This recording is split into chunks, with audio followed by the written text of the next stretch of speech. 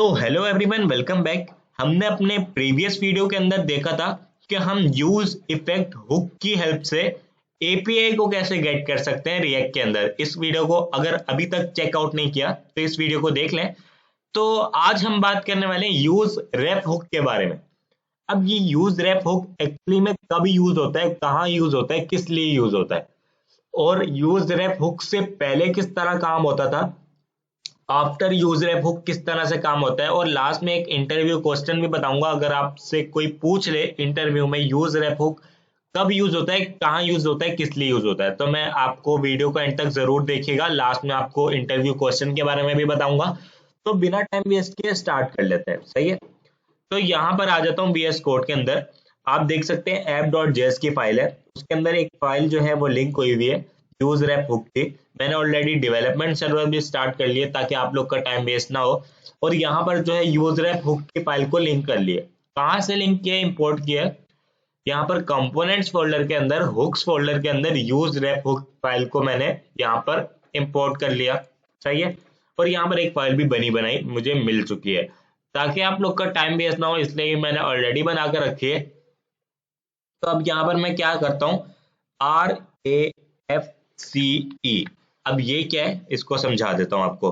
तो सबसे पहले R का मतलब रिएक्ट, A का मतलब एरो, F का मतलब फंक्शन, C का मतलब कंपोनेंट, E का मतलब export. React, arrow, function, component, export, सही है। तो इसका ये मतलब है, ये शॉर्ट फॉर्म अगर हम इंटर करेंगे तो ये पूरा का पूरा जो स्ट्रक्चर है, बॉयलर प्लेट है, वो हमें मिल जाएगी।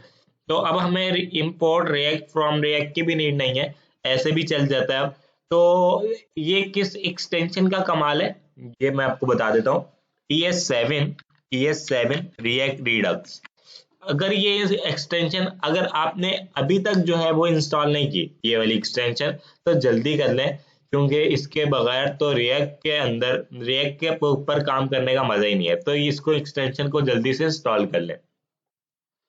अब आ जाता हूँ अपनी यूज रैप हुक की फाइल के अंदर, और यहाँ पर जो है अब हम अपना कोड लिखेंगे, सही है। तो इसको नीचे कर लेता हूँ थोड़ा सा और यहाँ से इसको बंद कर देता हूँ। तो अब हम स्टार्ट कर लेते हैं। तो सबसे पहले क्या नीड पड़ी हमें यूज रेफ हुक की यूज करने की, तो पहले इसके ऊपर बात कर लेते हैं।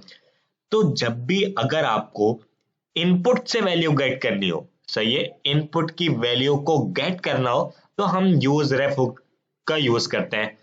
तो आप बोलेंगे हमने यूज स्टेट हुक के बारे में पढ़ा, क्यों हम ऐसी एक और हुक के बारे में पढ़ें, यूज रेफ हुक के बारे में। यूज स्टेट की हेल्प से भी तो हम वैल्यू को गेट कर सकते हैं। इनपुट की वैल्यू को कैसे गेट कर सकते हैं मैं बताता हूँ आपको।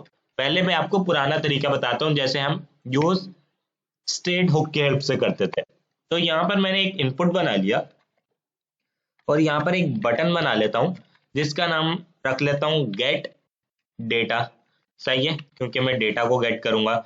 और यहाँ पर मैं जो है इस फंक्शन को बना भी लूंगा। यहाँ पर ऑन क्लिक के ऊपर मैं इस फंक्शन को कॉल करूंगा, ऑन क्लिक, और यहाँ पर लिख देता हूँ गेट डेटा। और गेट डेटा को बना लेता हूँ पर फंक्शन के तौर पे। अगर मैं नहीं बनाऊंगा तो मुझे एक एरर मिलेगा, मैं आपको दिखा भी देता हूँ। तो आप देख सकते हैं gate data is not defined.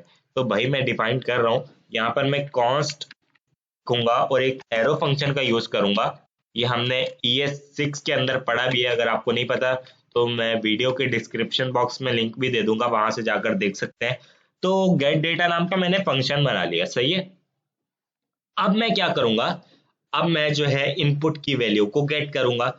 कैसे गेट करूंगा, यहाँ पर मैं एक यूज स्टेट बनाऊंगा।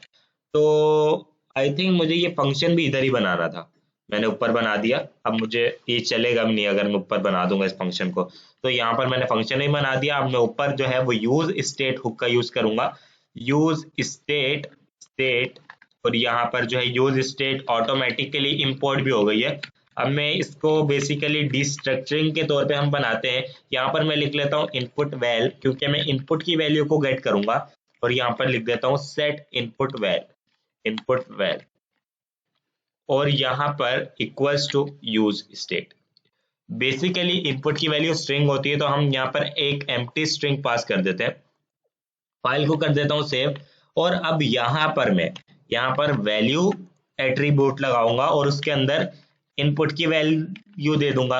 मतलब अब मैं बोल रहा हूँ इसके अंदर जो भी वैल्यू आएगी वो इसकी करंट वैल्यू होगी, इनपुट की वैल्यू होगी। अगर मैं अभी करूंगा तो अब जो है अगर मैं रिफ्रेश करूं तो मैं इसके ऊपर अंदर कुछ टाइप भी नहीं कर पा रहा, मैं टाइप तो कर रहा हूं लेकिन इसके अंदर नहीं लिख पा रहा।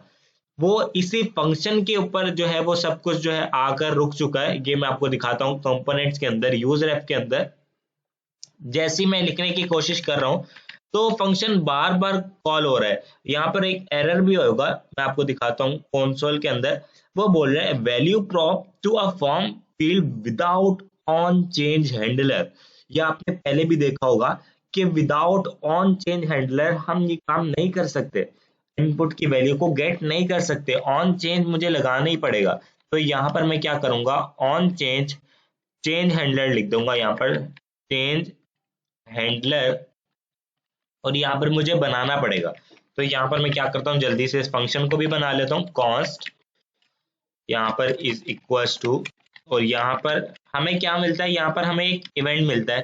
तो यहाँ पर मैं ई से ले लेता हूँ, ई करके, और यहाँ पर मैं E dot target dot value करूंगा तो मुझे वैल्यू मिल जाएगी।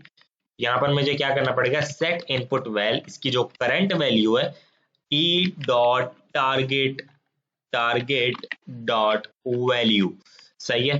अब फाइल को अगर मैं करूंगा सेव तो मुझे जो है वैल्यू जो है वो तो मिल जाएगी। यहाँ पर अगर मैं जैसे इस तरीके से करता हूँ, गेट डेटा पर क्लिक करता हूँ, डेटा के गेट पे मैंने अभी कोई फंक्शन सिर्फ बनाया, कुछ यूज नहीं किया, तो मैं क्या करता हूँ कंसोल लॉग करता हूँ और यहाँ पर इनपुट की वैल्यू को स्टोर कर देता हूँ, इनपुट वैल। और अब मैं अगर आपको दिखाऊंगा तो कंसोल के अंदर मुझे वैल्यू मिलने वाली है इनपुट की। तो यहाँ पर आप देख सकते हैं, मैं अगर गेट डेटा पर क्लिक करता हूँ तो कंसोल के अंदर मुझे वैल्यू मिल रही है, सही है। ये तो था पुराना तरीका। देख रहे हैं आप कितना जो है वो मुश्किल हो गया है, पहले ऑन चेंज हैंडलर को समझना, फिर उसके बाद यूज स्टेट को अपने कॉन्सेप्ट को समझना, फिर उसके बाद वैल्यू लगाना, फिर उसके बाद ऑन चेंज हैंडलर यहाँ पर भी लगाना। तो ये बहुत जो है ये मुश्किल तरीका है, और ये अगर मुश्किल नहीं भी है तो ये बहुत कन्वीनियंट तरीका नहीं है, अच्छा तरीका नहीं है ये। तो इस पे क्या हो रहा है कि जब भी मैं एक वर्ड भी टाइप कर रहा हूँ तो इसके ऊपर ये फंक्शन चल रहा है पूरा का पूरा, तो ये वाला पूरा का पूरा फंक्शन रन हो रहा है। फिर मैं दूसरा वर्ड टाइप कर रहा हूँ तो ये दोबारा से फंक्शन रन हो रहा है। तो ये एक अच्छा तरीका तो नहीं है ना, आपके ऐप के ऊपर बुरा असर पड़ रहा है, तो ये अच्छा तरीका नहीं है। अच्छा तरीका क्या है मैं वो आपको बताने लगा हूँ। इस सब को यहाँ से हटा दूंगा, सिर्फ एक चीज का रखूंगा, वो मुझे नीड भी है, किसको, यहाँ पर सिर्फ गेट डेटा वाले फंक्शन को रखूंगा, क्योंकि इसके क्लिक पर तो मुझे वैल्यू चाहिए ना, तो ये तो मैं नहीं हटाऊंगा। और इस सब को भी हटा दूंगा यहाँ से, और ऊपर से मैं यूज स्टेट की जगह क्या लिखूंगा, यूज रेफ, क्योंकि मैं यूज रेफ हुक का यूज करने वाला हूँ। और यूज रेफ हुक आपको क्या करना है, सिंपल एक कांस्टेंट ले लें आप, कांस्टेंट, और यहाँ पर आप अपनी मर्जी से कोई भी एक वेरिएबल बना लें। यहाँ पर मैं बना लेता हूँ इनपुट वैल नाम से, सही है, क्योंकि मुझे इनपुट की वैल्यू चाहिए। और यहाँ पर लिख लेता हूँ इज इक्वल टू यूज रेफ। यही इतना सिंपल सा इसका जो है वो सिंटेक्स है। आप देख सकते हैं कि पहले तो हमें इस तरीके से नहीं हो रहा था ना, पहले हमें use state input val set input val is equal to use state, तो वो बहुत लंबा था और ये समझना भी बहुत आसान है।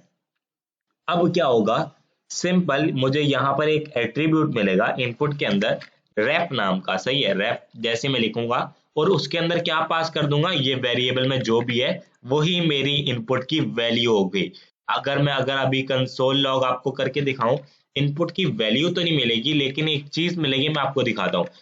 यहाँ पर CLG करता हूँ, शॉर्ट फॉर्म है, और यहाँ पर मैं क्या करता हूँ इनपुट की वैल्यू को पास कर देता हूँ, इनपुट वैल, सही है। फाइल को करता हूँ सेव, रिफ्रेश करता हूँ और यहाँ पर कुछ भी लिख लेता हूँ जल्दी से, और यहाँ पर गेट डेटा, मुझे मैंने जैसे क्लिक किया तो मुझे एक ऑब्जेक्ट मिला है करंट इनपुट, मतलब मुझे इनपुट के जो वैल्यू है वो बस मुझे एक प्रॉपर्टी के दूरी पर है। मतलब मैं अगर यहाँ पर लिखूंगा डॉट करंट डॉट वैल्यू तो मुझे क्या होगा, मुझे इनपुट की वैल्यू मिल जाएगी। मैं आपको दिखा भी देता हूँ कि यहाँ पर जैसे ही रिफ्रेश करता हूँ और यहाँ पर कुछ भी टाइप करता हूँ अगर मैं, और गेट डेटा पर क्लिक करता हूँ तो मुझे इनपुट की वैल्यू मिल गई। आप देख रहे हैं, अब बताएं कौन सा सही तरीका है, ये वाला सही तरीका है या वो जो पुराना हमने देखा था ऑन चेंज वाला, वो सही तरीका है।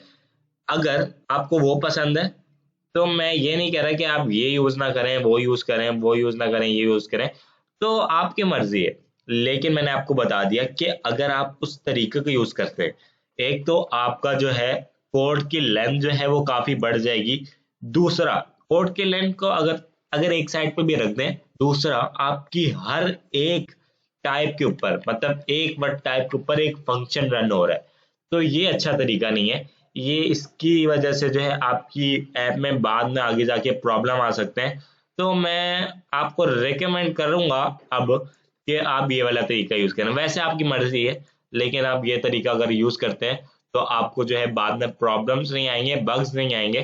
तो ये तरीका अच्छा तरीका है। तो आई होप आपको यूजर ऐप हुक का जो है वो फायदा पता चल चुका होगा। मैंने आपको बोला था लास्ट में इंटरव्यू क्वेश्चन के बारे में बताऊंगा।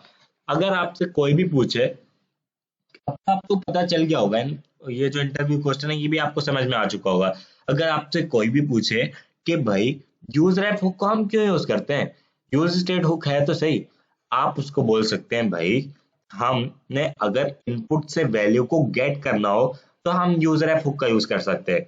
इसके अंदर दो फायदे हैं, एक तो हमें कम कोड लिखना पड़ता है, दूसरा हमें जो हमारा हर एक टाइप के ऊपर जो है वो फंक्शन रन नहीं हो रहा होता, हम बग से बच सकते हैं और हम आगे जाके जो है इससे मतलब हमें प्रॉब्लम्स नहीं आएंगे। अगर हम वो वाला तरीका यूज कर सकते हैं, यूज करेंगे, तो हो सकता है हमें आगे जाके प्रॉब्लम्स का सामना करना पड़े। तो आप सिंपल इतना सा आंसर करेंगे, उसके बाद वो आपसे कुछ भी नहीं पूछेगा। तो आई होप वीडियो पसंद आया होगा। वीडियो हेल्पफुल था तो वीडियो को लाइक कर सकते हैं, चैनल पर नहीं है तो चैनल को भी सब्सक्राइब कर सकते हैं। मिलते हैं नेक्स्ट वीडियो में, तब तक के लिए thanks for watching. Take care.